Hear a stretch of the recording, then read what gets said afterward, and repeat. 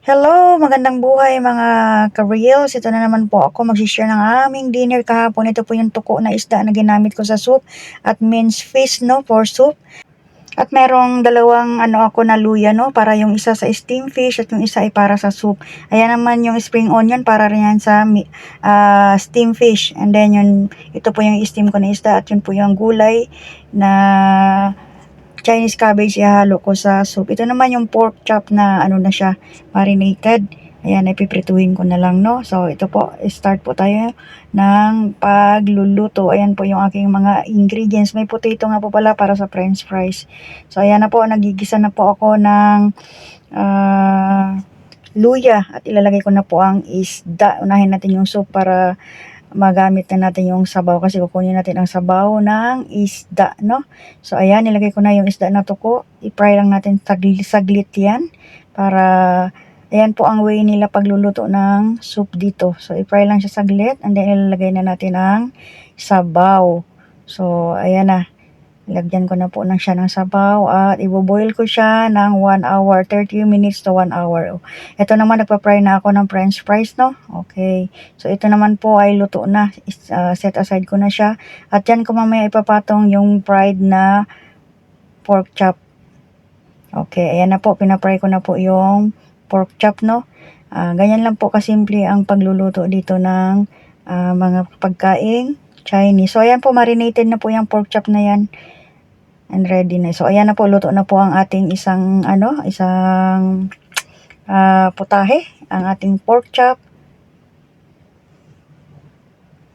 na may potato sa ilalim. Okay. Then, next is, ito na yung ating soup na kumulo. Tinanggal na natin ang isda. Itatapon po yung isda, hindi natin gagamitin yung isda, no? So, sabaw lang ang kailangan natin, kaya yan sinasala ko.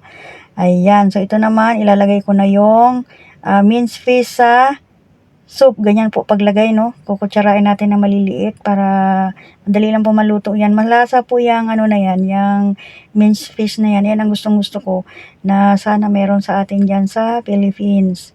Ayan, malasa po siya. Pwede yan siyang i-fry at ulam na. Ayan, nilalagay namin sa soup.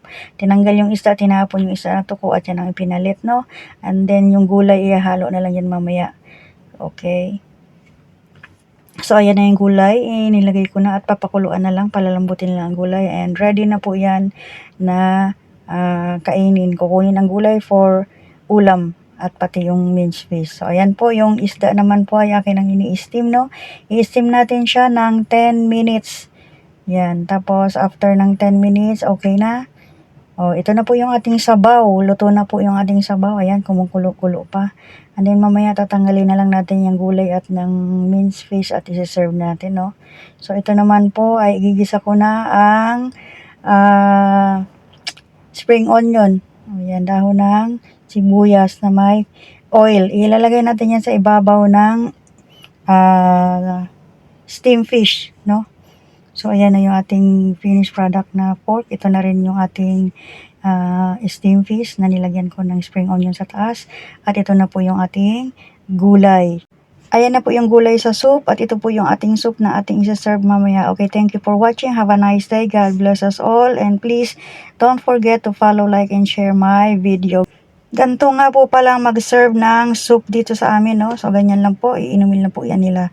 Okay, thank you.